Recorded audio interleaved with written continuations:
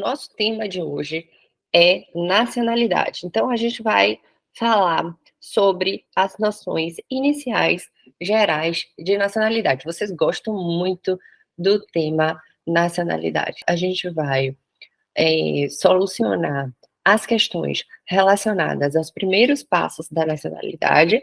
A gente vai desvendando as questões mais detalhadas da nacionalidade.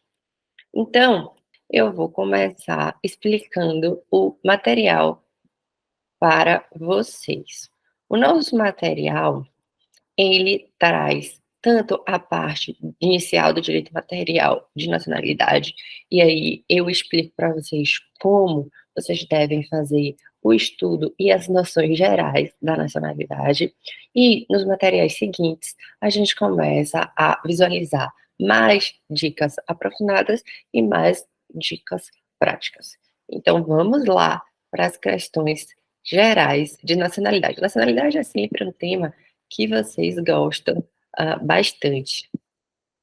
E aí, por essa razão, é sempre muito bom falar sobre o assunto com vocês. O nosso material sempre começa com a indicação legislativa do tema, certo? Então, o primeiro passo que a gente precisa, obviamente, saber é a legislação aplicada àquele caso. A legislação principal de nacionalidade é a Lei número 37 de 81. Obviamente, tiveram várias modificações posteriores e vocês precisam estar atentos a essas modificações. Mas, como eu sempre digo, a dica para a gente começar a entender qualquer assunto é a gente começar sempre pelas regras gerais e depois a gente ir para as considerações mais específicas. Então, comece pela Lei Geral de Nacionalidade 37 de 81 e depois você vai para os decretos e as alterações que tiveram ao longo desse tempo. Então, primeiro passo, minha dica, lê a Lei 37 de 81. Ela não é, inclusive, uma lei muito grande e não é uma lei difícil de ser lida. Eu sempre converso com vocês que a parte de nacionalidade, a parte de visto, você acha muita informação. Óbvio que vocês têm que ter cuidado com as informações que vocês acham sobre o assunto, mas, no geral, vocês acham muitas informações, inclusive depois dessa dica legislativa que eu trago aqui para vocês no ponto número 1 da nossa apostila, eu trago no ponto número 2 as dicas práticas. E as dicas práticas desse número 2 começa justamente pela indicação de quais são os lugares que vocês encontram as normas referentes à nacionalidade. De uma forma mais fidedigna. Então, se vocês entrarem no site, que eu botei na apostila de vocês, que está aqui embaixo, no nosso vídeo, se vocês entrarem no site do Instituto do Registro e Notariado, e aí tá o link para vocês encontram muita informação sobre nacionalidade e sobre os vários tipos de nacionalidade. Então, e óbvio que como é um site oficial, é um local em que você pode confiar na informação. Para cada tipo de nacionalidade tem um formulário a ser preenchido, apesar de que hoje em dia a gente já faz o pedido de nacionalidade online, e aí você, teoricamente, não precisa mais desse formulário físico, mas sobre o protocolo da nacionalidade online, que é feita por advogado e solicitador, a gente vai falar em outra aula. Você ainda tem a possibilidade de continuar a mandar a nacionalidade por correio, e aí, para esse tipo de formulário que é enviado a nacionalidade, digamos assim, física, por correio ou presencialmente, esses formulários que você encontra no site oficial do IRN, você tem muitas dicas dos documentos, de como é que você anexa os documentos. Então, dica, site oficial do Instituto do Registro Notariado. É um site que tem muita coisa sobre nacionalidade, são informações, obviamente, que você pode confiar. 2, dentro do site do RN, tem os formulários de cada tipo de nacionalidade. E os formulários de cada tipo de nacionalidade tem muita dica de quais são os documentos, como é que faz. Então, leiam os formulários. Geralmente o formulário vem com frente e verso, que você preenche um form, uma ficha, né, desse formulário, e depois a terceira folha desse formulário tem várias dicas sobre aqueles documentos a anexar. Outro site que tem muita dica oficial para a parte de nacionalidade é o site do ePortugal. A gente já falou em outras aulas sobre esse site, mas para vocês prestarem atenção que no site do ePortugal vocês encontram procedimentos, requisitos, tipo de nacionalidade, formulário, como pedir. Então, a parte de nacionalidade você também encontra muita informação boa, não só no site do RN, mas também no site do ePortugal. Embaixo, eu coloco, dessas dicas práticas, eu coloco 2 lugares para vocês terem atenção. O site do consulado de São Paulo, consulado português em São Paulo, tem muita informação antiga. Então, cuidado com as informações que você encontra, às vezes não estão atualizadas no site. Então, também prestem atenção nessa dica prática. Lá, e eu escrevo aqui, há muita informação desatualizada. Então, ao contrário do IRN do Portugal, que em geral estão sempre, ou muitas vezes, atualizados, no site de São Paulo, pelo menos até a presente data, do Consulado de São Paulo, nos últimos anos, eles vêm efetivamente com um pouco de dificuldade de atualizar. Também a parte de legislação de nacionalidade é um assunto que muda de forma muito constante. Se vocês olharem no nosso ponto 1 da nossa apostila, aí tem alguns exemplos da quantidade de modificação legislativa que teve durante esse período. Então, efetivamente, é difícil você manter atualizado, porque eu posso afirmar que, pelo menos, em média, uma modificação por ano, pelo menos, e são modificações geralmente significativas nessa parte de nacionalidade ou barra visto, né, que é outra questão que a gente vai ver em outra aula, vocês acabam tendo muita modificação, então tenham atenção a essa questão, e aqui a gente já vai começar a falar de algumas informações desatualizadas que vocês podem encontrar por aí.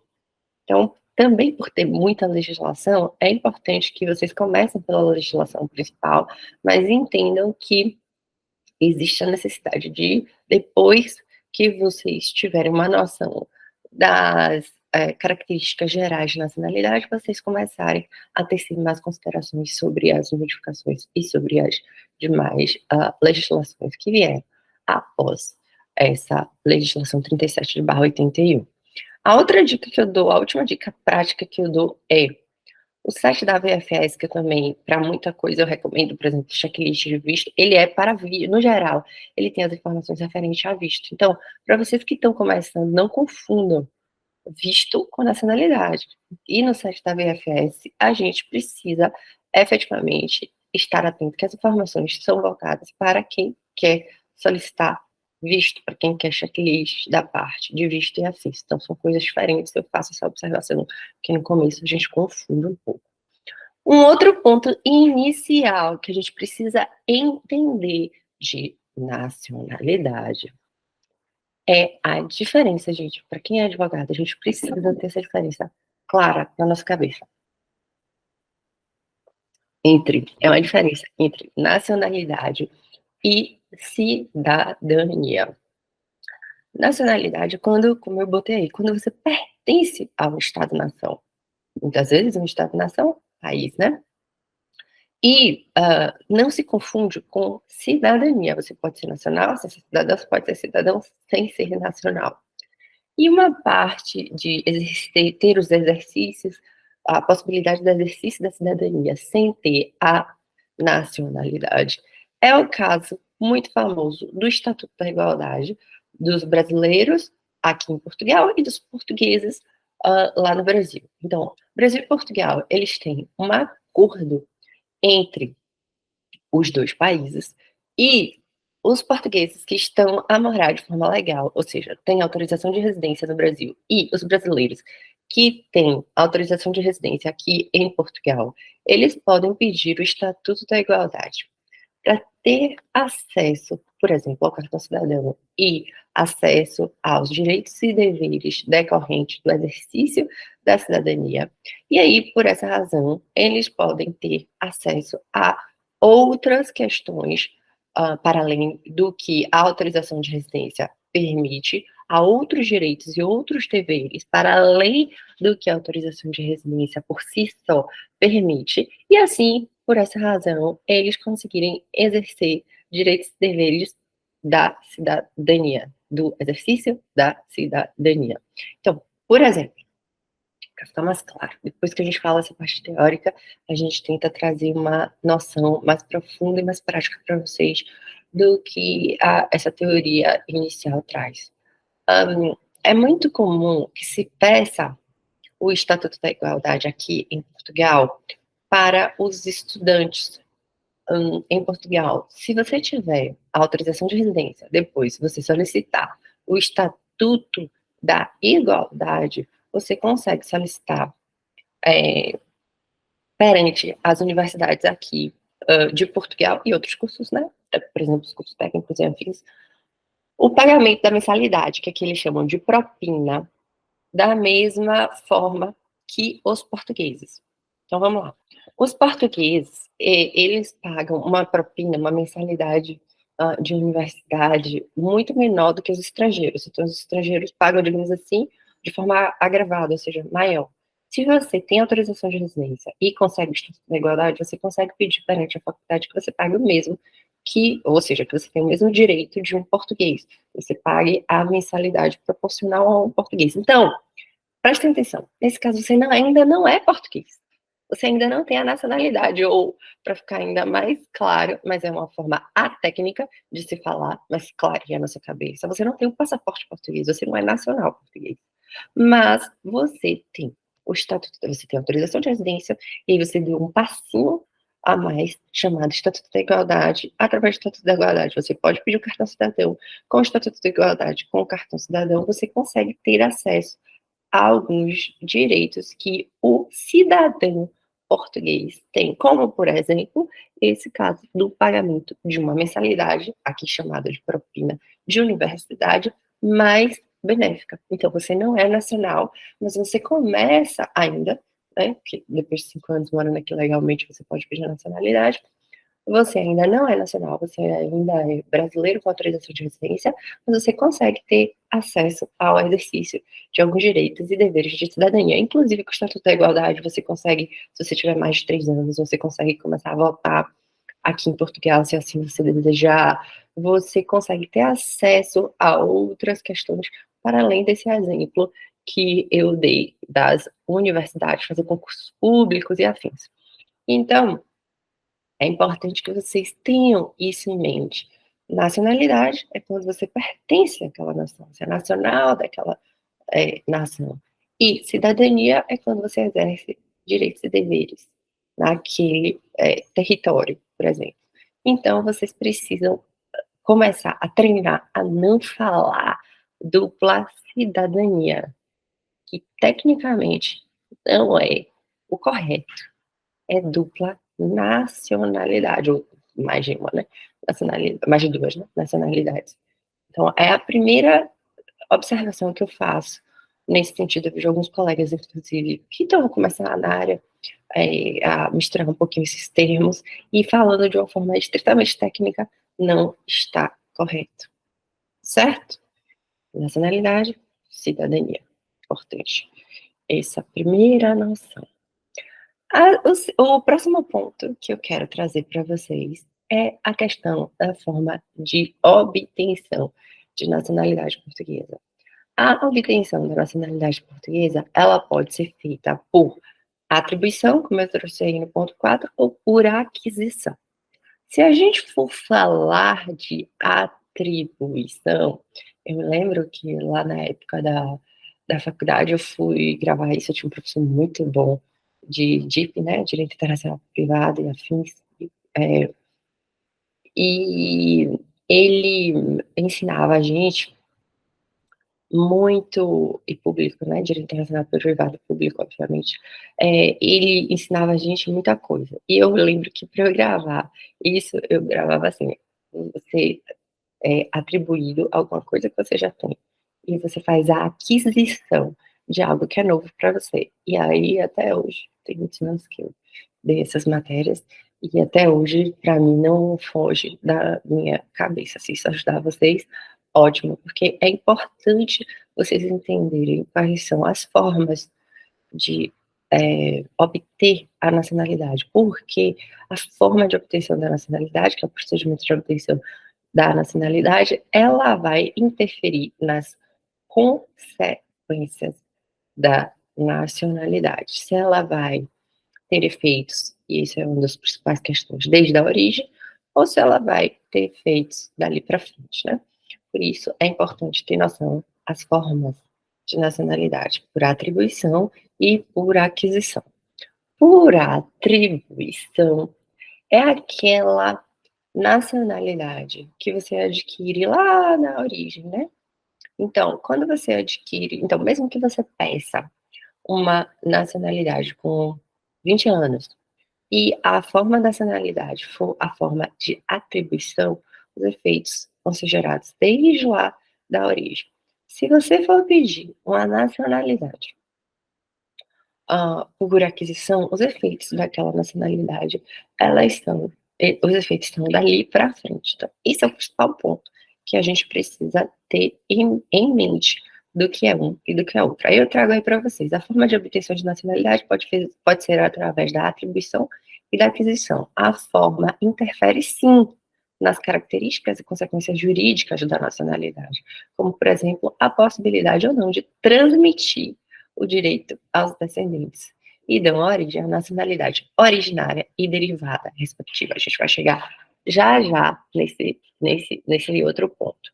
Então, além dos efeitos, se eles são retroativos ou não, tem a questão da possibilidade de transferir a nacionalidade. Quando é uma nacionalidade por atribuição, que gera efeitos desde a origem, desde o momento que você nasceu, você tem a possibilidade de transmitir para os seus descendentes. E a gente vai ver já já quais são os casos, de forma mais facilitada. Se você for efetivamente uma nacionalidade por aquisição, por exemplo, a famosa naturalização por tempo, você passa 5 anos em Portugal e adquire. É um dos exemplos, viu, gente?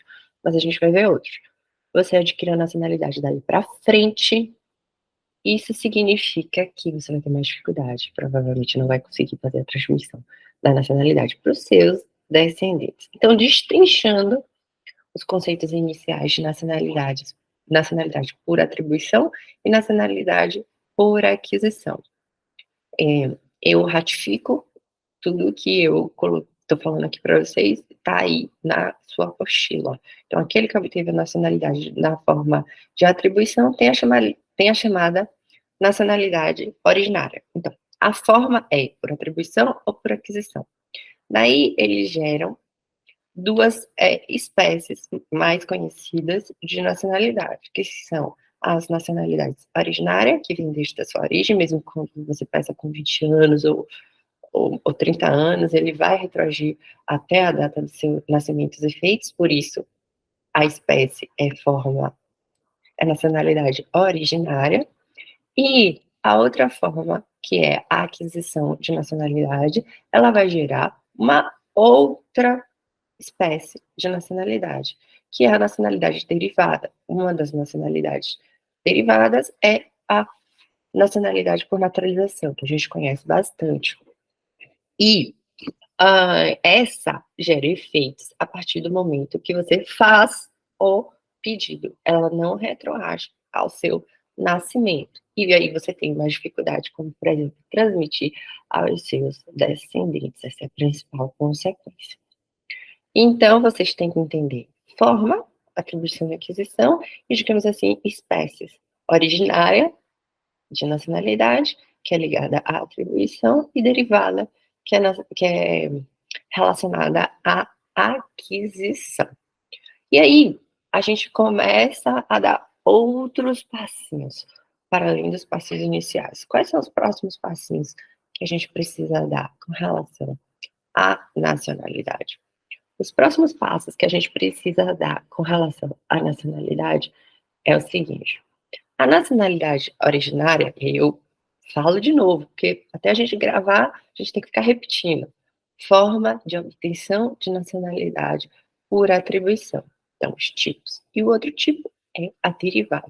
Forma de obtenção de nacionalidade por aquisição. Aí abaixo, a gente vai falar de convolução, que é quando você pode transformar, por exemplo, uma nacionalidade derivada em uma nacionalidade originária e vamos ver quais são os casos mais comuns de que isso ocorreu por conta, por exemplo, de modificações legislativas. Então, já já a gente vai chegar lá. O importante agora é vocês começarem a entender atribuição, aquisição, originária, derivada, então, forma e tipo, e os efeitos de cada um. Entendendo esses passos, a gente vai para as hipóteses de nacionalidade originária e as hipóteses de nacionalidade derivada. Então, vamos começar pela originária. Então, são portugueses de origem, tipo de nacionalidade originária, forma, atribuição. Vou repetir isso até a gente fixar isso. A, um dos mais conhecidos, né? O mais famoso. Os filhos de mãe portuguesa ou pai português nascido no território português. Então, se você tem uma mãe portuguesa que nasceu no território português, Juiz Solis, Juiz Sanguinis, que a gente não vai aprofundar isso agora, mas lembrando, Juiz Solis nasceu no território português, Juiz Sanguinis é filho de uma pessoa que tem aquela nacionalidade, e Portugal mistura esses dois requisitos. Então, ele tem os dois. Ele nasceu, Juiz Solis, no território português, e ele tem o sangue, digamos assim, né, para facilitar nosso entendimento, de um português. Então, ele é um português de origem. B, os filhos de mãe portuguesa ou de pai portugueses, nascidos no estrangeiro, então, nasceu num país fora de Portugal, mas o progenitor português, que pode ser a mãe ou o pai, ou os dois, aí se encontra em serviço do Estado português. Então, ele está nesse outro país. Vamos supor, o português está fazendo um trabalho para o país no Uruguai, e lá tem um filho. Então, esse filho tem o direito da nacionalidade originária, certo? Porque ele está a serviço do território e tem, mesmo nascendo fora, ou seja, não sendo juiz só isso, eles têm jus sanguinis e ainda está a serviço do território.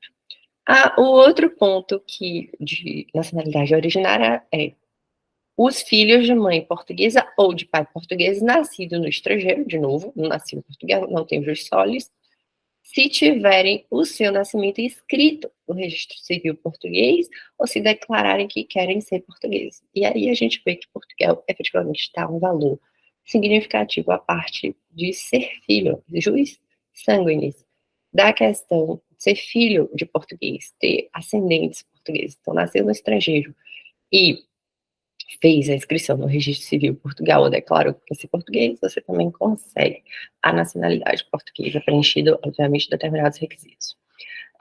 E o próximo ponto, que esse talvez seja o mais famoso de todos, os indivíduos com pelo menos um ascendente, né, pai, avô, bisavô, nesse caso não vai ser bisavô, a gente vai ver já já, mas os indivíduos com pelo menos um ascendente de nacionalidade portuguesa originária. Então, eu tenho um pai português, eu tenho um avô português. Então, se eu tenho um avô, um pai português e o avô ou o pai português, ele foi. Pode ser mãe também, viu, gente? Só estou facilitando aqui, porque tem países que é diferente, né? Se for mulher, se for homem e tal. Mas aqui em Portugal não tem isso. Então, se eles tiverem a nacionalidade portuguesa originária, você consegue efetivamente solicitar. E é um dos mais pedidos tipos de nacionalidade que a gente vê aqui no escritório, é esse tipo, eu tenho um avô português, eu tenho um pai português, originário, e aí eu quero a minha nacionalidade portuguesa. Eu nunca nem estive em Portugal, mas quero a minha nacionalidade portuguesa. Esse é muito possível. E aí eu queria abrir um parênteses para vocês nesse aspecto. A gente vê bastante na internet. Se você é bisavô, se você tem um bisavô português, ou bisavó, né, para vocês não ficarem condicionados a achar que é só o masculino, você pode ter direito à nacionalidade portuguesa. Cuidado. Você pode, mas sua mãe ou sua avó vai ter que pedir antes de você, porque aqui em Portugal não é como na Itália, eu desconheço toda a legislação italiana, mas o pouco que eu sei é que ele é, entre aspas, a definir que você pode subir várias gerações. Aqui em Portugal, você só pode pular uma geração. Então, se você tiver o pai ou avô, se for bisavô, ou sua mãe, o português, né? Ou sua mãe ou sua avó, as filhas desse português, vão ter que pedir antes de você. Então, você só pode ir até o seu avô. Se você for até o seu avô, não tem necessariamente que pedir o seu pai ou sua mãe, ou filho desse português, a nacionalidade. Pode pedir direto para você. Então, nacionalidade por neto. É quando você pede direto do seu avô, sem a necessidade do intermediário, pai ou mãe desse filho português, solicitar a nacionalidade. Aí você pode pedir direto. Fora isso, você tem que passar para outra geração. Muito cuidado com essas manchetes sensacionalistas da internet com relação ao bisavô e afins português, porque aí você vai ter que ter mais cuidado até conseguir a sua nacionalidade, certo? Uma outra questão, os indivíduos nascidos no território português, filhos estrangeiros, cujo um dos genitores resida legalmente em Portugal ou há um ano, independente de título de residência. Esse último ponto foi, como eu botei para vocês na observação, ele foi alterado recentemente no final de um dos requisitos, uma das novidades trazidas em 2022. Porque agora você pode pedir a nacionalidade para o nascido em Portugal, se seus pais estiverem morando em Portugal, mesmo, atenção, mesmo sem documento, então ele não tem autorização de residência, ele está, né, de forma irregular dentro do território português. Mas, mesmo que ele esteja de forma irregular no território português, se ele tiver há mais de um ano e você nasceu no território português, você tem direito à nacionalidade portuguesa. Antes não era assim. Antes você tinha que ter mais requisitos, por exemplo, autorização de residência ou mais tempo no território português para fazer a solicitação da nacionalidade originária do nascido em Portugal. E, por essa razão, ela é um dos quesitos para que a gente faça o que eu chamei lá em cima de convolução. Então, eu vou começar a dar uma ideia para vocês do que é a convolução. Antes de eu entrar na convolução, vou repetir, certo? Hoje, o nascido no território português de pais que não sejam portugueses, mas estejam no território português, mesmo que sem documento, por mais de um ano, esse nascituro, ele é português originário.